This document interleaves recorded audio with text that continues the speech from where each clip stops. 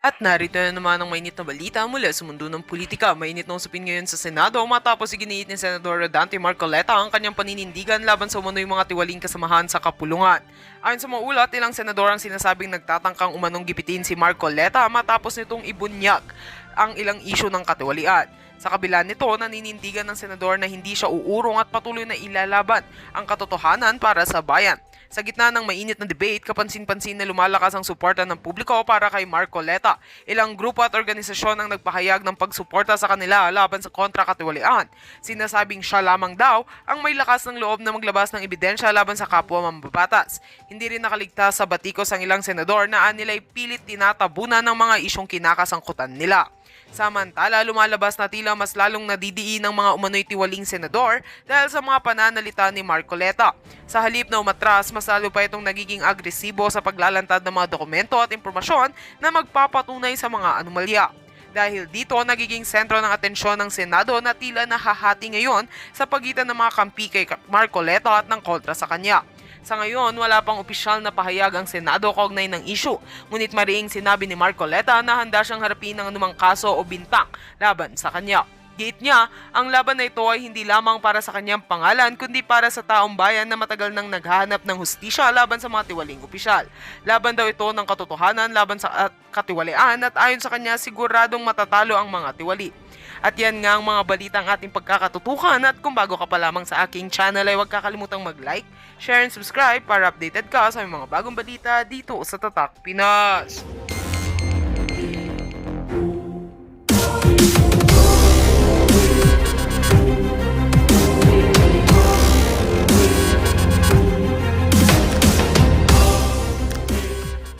Nga no mga kabayan, pag-usapan nga po natin ito pong nangyaring rigodon dyan sa Senado. Matapos nga pong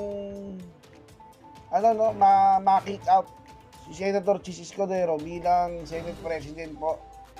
Pinalitan po siya nito ni Tito Soto na bilang SP dyan sa Senado. Mga kabayan, tinanggal po si Senator Marcoleta bilang chairman ng Blue Ribbon Committee. Alam naman po natin kung bakit, mga kabayan. Saka po ay dahil sa natumbok po niya Natumbok po niya ng kanyang komite. Kung sino po yung mga congressman na nasa likod po ng anomalya dyan sa flood control, mga kabayan. Marami po yung nagagalit. Marami po yung talagang mixed emotions po Pero mas marami po yung nagagalit dahil nga po sa inalis nga po si Senator Marcoleta, mga kabayan. Pero sa ating pong pagkakaalam, mga kabayan, ang nangyari po, inabagay natunugan na po, nakaramdam na po si Senator Marcoleta na siya nga po ay papalitan. Kaya po doon po sa hearing niya, mga kabayan,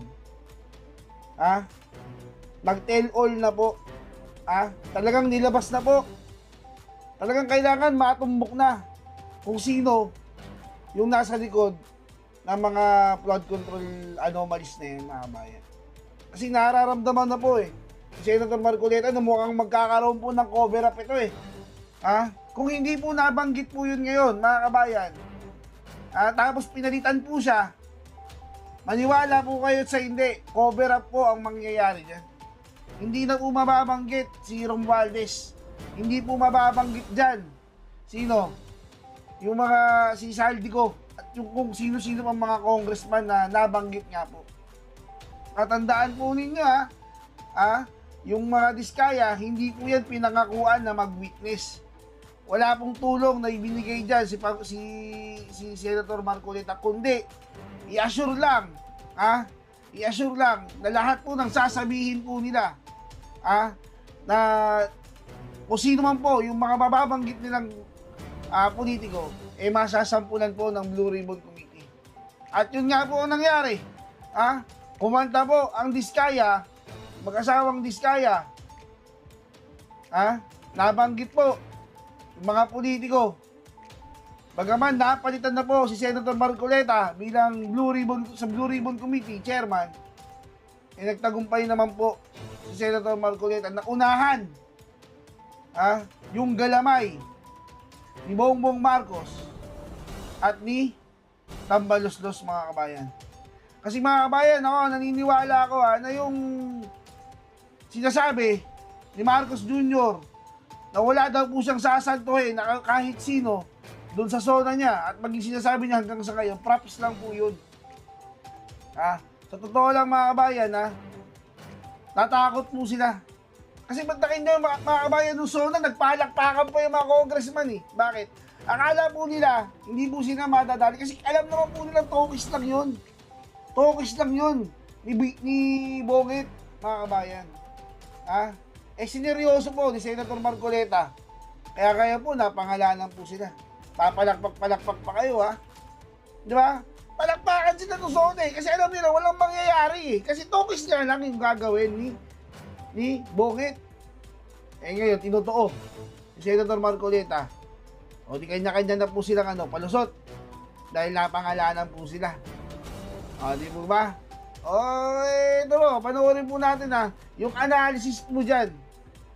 Yung analysis po ni Atty. Harry Roque. Kaugnay nga po dyan sa pagkakaalis po ni Senator Marcoleta bilang chairman ng Blue Ribbon Committee. Bakit po sa tingin ko na konektado ang mga pangyayari? Well, wag po natin kalimutan na talagang alam naman natin ang voting records ni Tito Sen at saka ni Ping Lacson. Noon pong sa impeachment ni Inday Sara Duterte, ang Tito Sen ay nagsabi na hindi dapat i-dismiss ang kaso ng impeachment labang kay Inday Sara Duterte dahil meron pang nakabinbin na motion for reconsideration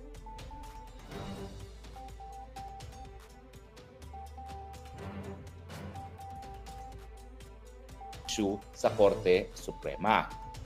Na pagdating naman po dito sa investigasyon ng flood control at yung naisuwalat ni Vizcaya, ang tanong ng lahat, ano nang mangyayari sa investigasyon ng Senate Blue Ribbon sa ilalim ni Senator Marcoleta?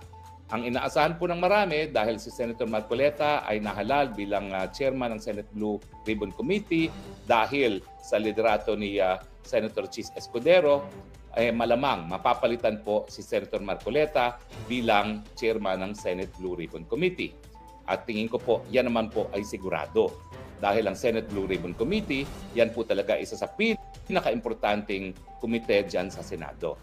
Hindi pa po inaanunsyo kung sinong mapapalit kay Senator Marcoleta, pero ang nangyari ay ilinabas na ni Senator Marcoleta ang smoking gun na nagdadawit nga dito kay Speaker Romualdez at kay Zaldico bilang nasa likod ng lagayan sa mga maanumalyang infrastrukturang mga proyekto bago pa magkaroon ng pagbabago ng liderato sa Senado. Ibig sabihin, para bagang alam na nila ang mangyayari at linabas na nila ang smoking gun. Sa ganun, hindi na masusupil ang katotohanan. Ibig sabihin, maski mapalitan pa si Senator Marcoleta bilang chairman ng Senate Blue Ribbon Committee, nasiwalat na at lumabas na ang katotohanan na talagang ang pasimuno sa korupsyon sa infrastrukturang mga proyekto ay ang House Speaker Martin Romualdez at Zaldico. So, bagamat inaasahan nga natin na magkakaroon ng bagong chairman ang Senate Blue Ribbon Committee, yan po ay a matter of public record na hindi na mabubura. So ang tanong ng marami ngayong mga mamamayan dahil dito sa mga pangyayari sa Senado, ano na kaya ang mangyayari sa impeachment ni Inday Sara Duterte?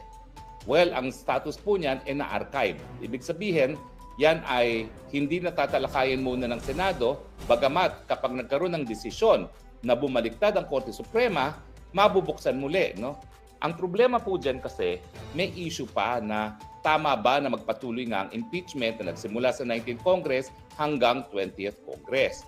Pero kung pagbabasihan nga sa voting record nitong si Senate President Tito Soto at Senate President Pro Tempore Ping Lacson, sa kanilang paningin, kinakailangan magpatuloy yan dahil ang impeachment ay naka-archive lamang. Buhay pa. Ibig sabihin, kung mabaliktad ang desisyon ng Korte Suprema at sabihin na kinakailangan matuloy ang pagdinig ng impeachment case ni Inday Sara Duterte, bubuhayin nila muli yan at lilitisin si Inday Sara Duterte. Yan po talaga ang ibig sabihin ng archive.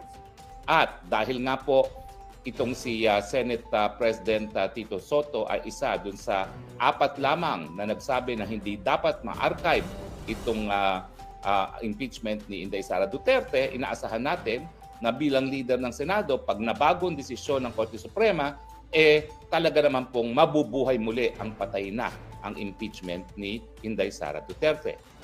Pagdating naman sa investigasyon ng Senate Blue Ribbon Committee, nailabas na po ang smoking gun.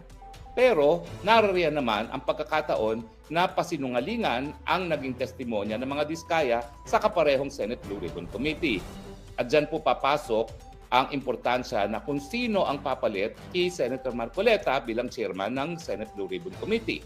Dahil bilang chairman ng komite, po pwede niyang matulungan o di naman kaya palabnawin ang magiging depensa ni House Speaker Martin Romualdez at ni Zaldico. For instance, pwedeng patayin ang issue. Paano? By citing yung tinatawag na interchamber courtesy.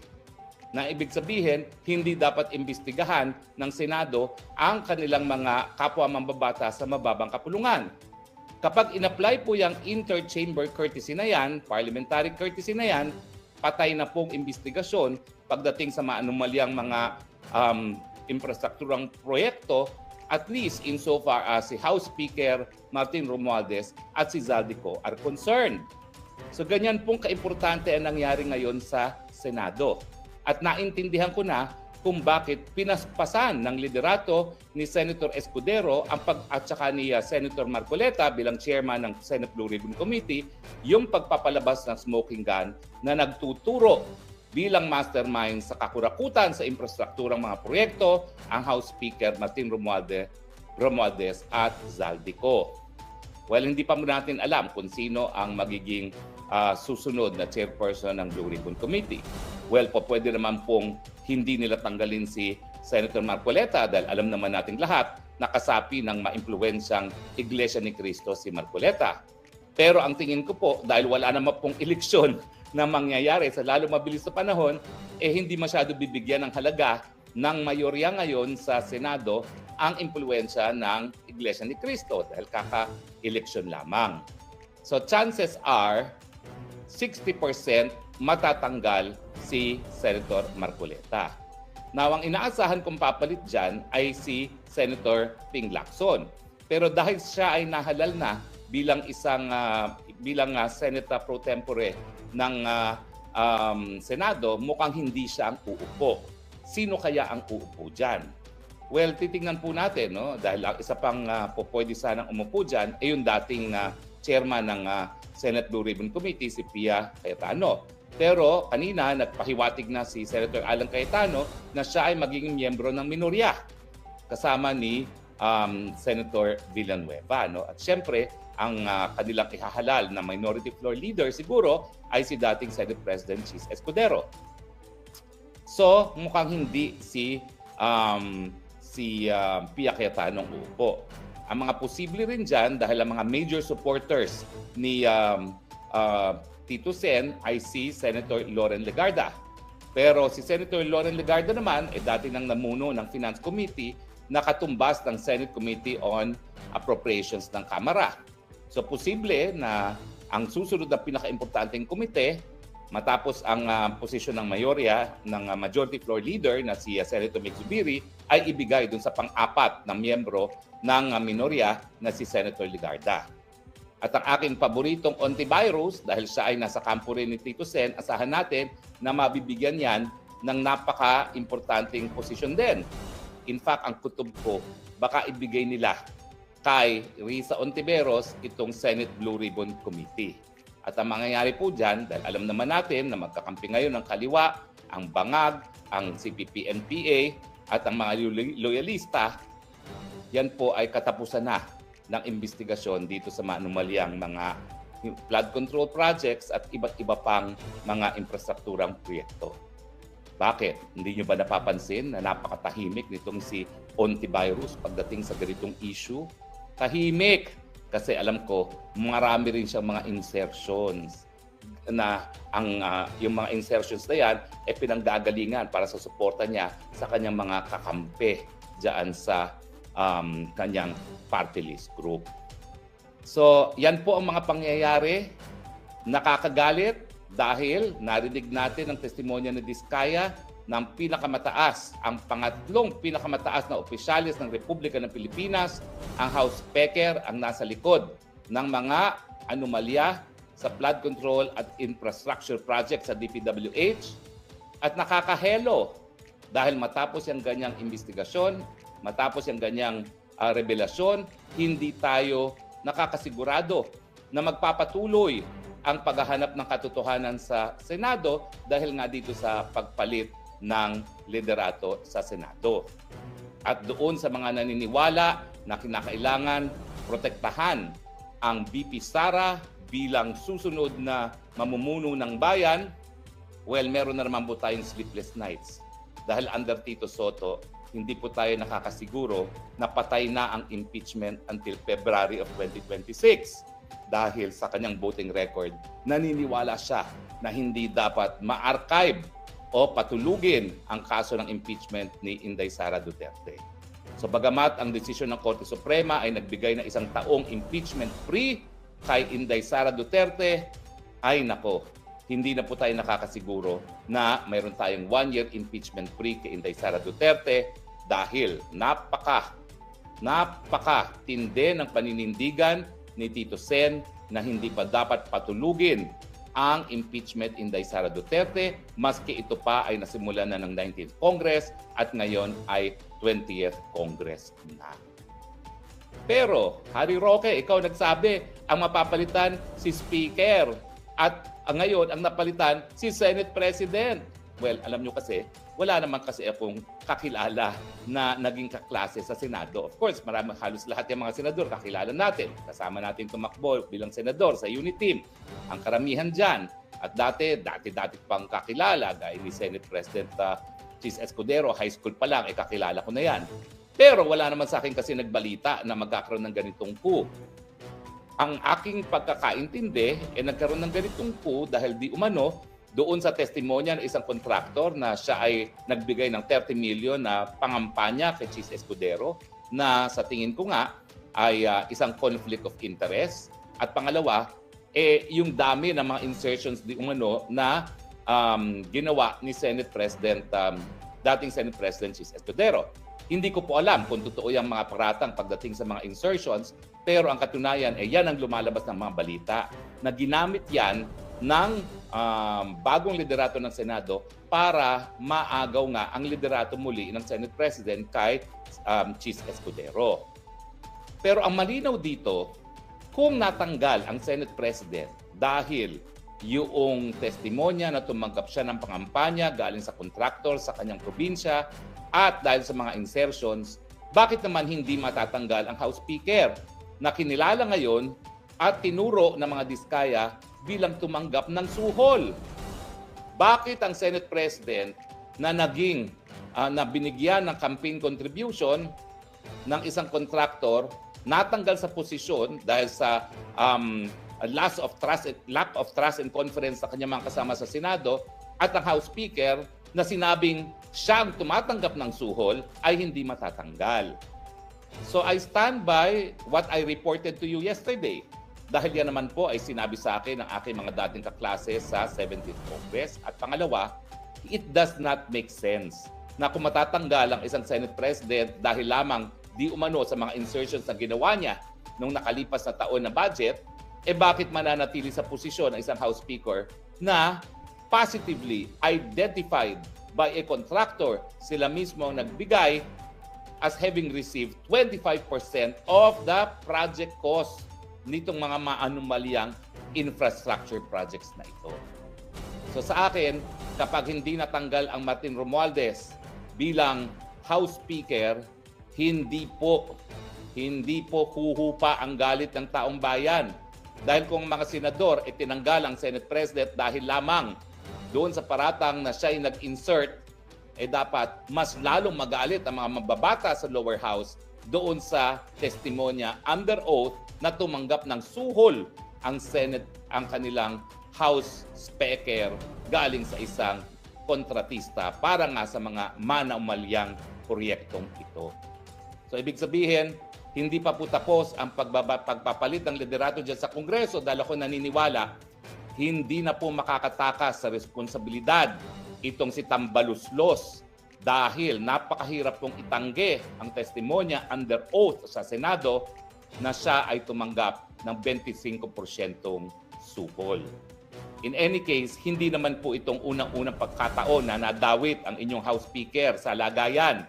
Sa Amerika po, sa Delaware, mayroon na pong desisyon ang isang hukuman doon na tumanggap din ng suhol ang House Speaker doon nga po sa usapin ng isang casino. Nasa desisyon po yan ng Delaware Court sa Estados Unidos. Anyway, hindi pa po tapos ang mga pangyayari. Nakatanggap na po ako ng text galing sa isang aking kaibigan na talaga namang dilawan, nananawagan ng people power. At ako naman po, hindi ako nagkukulang na ang Pilipinas panahon ng dapat magalit, no? At ramdam na natin ang galit ng taong bayan, except that doon lang po sila linalabas ang galit sa internet. At kapag ikaw naman ay nilabas mong galit sa internet, wala namang pakialam ang mga makakapal na mukha ng mga tao sa gobyerno. Ang importante talaga, lumabas sa lansangan dahil pag lumabas sa lansangan, hindi lang nagkakaroon ng physical form yung galit ng taong bayan, hindi lang yan nababasa, nakikita na sa presensya ng taong bayan na lumabas na sa lansangan at siyempre ang mensahe ay tama na, sobra na. Kaya nga itong mga pangyayaring ito, dapat lamang sigurong mangyari na ang mga mambabatas na mayroong pananagutan, alisin sa pwesto, pero gaya na aking sinasabi, the buck stops with the President. Dahil tignan nyo ang ginawa ni dating Presidente Duterte noong 2019 budget kung saan nag-insert ang mga mambabatas ng kung ano-ano. Lahat po yan, binito ni dating Presidente Duterte. At dahil ito namang Marcos Jr. ay hindi nagbito ng mga ganyang insertions na naging na nagsimula nitong korupsyon sa mga proyektong infrastruktura, the buck stops with the President. At huwag natin kalimutan na kaya naman po nagbigay ng ganyang mga proyekto kung saan damukal na korupsyon ang nangyari sa hanay ng mga mambabatas, yan po ay pambili ng lagda para tanggalin ang Vice President Inday Sara Duterte dahil pag natanggal ang Vice President Duterte, mawawala ang pinakamalakas nilang katunggali na lalaban sa kagustuhan nila ng Marcos forever. Kaya mga kaibigan, magalit tayo, mahelo tayo sa mga pangyayari sa Senado, pero in the end, tayo na pong maghusga. Ang husga, tanggalin na si Marcos, labas na sa lansangan, ibalik ang kapangyarihan sa taong bayan, ibalik ang kalinisan sa ating pamumuno, tama na, sobra na. Alam ko po medyo maaga tayo pero alam nyo naman po, no? Ay medyo napuyat din tayo sa kakapanood dito dahil meron po tayong 6 hours time difference at gumising tayo na maaga para mapanood nga itong pagdinig ng Senado, no, from the very beginning. At ngayong nadinig nga po natin, alam ko po mas galit na kayo. Well, damdamin nyo po yung galit na yan. Ilabas nyo sa kalye, isigaw, Marcos resign. Dahil kung hindi mo naman ginamit ang pondo ng bayan, pambili ng boto para ma-impeach Inday Sara Duterte, hindi mangyayari ito. At huwag niyong kakalimutan, ha? Si Tambaluslos na nasabi ni Diskaya na tumatanggap ng 25% na kickback sa mga proyektong infrastruktura, yan po ang piniling House Speaker ni Marcos Jr., kanyang pinsang buo. At siyempre, pinili yan para protektahan ang administrasyon ng Marcos Jr. Tama na,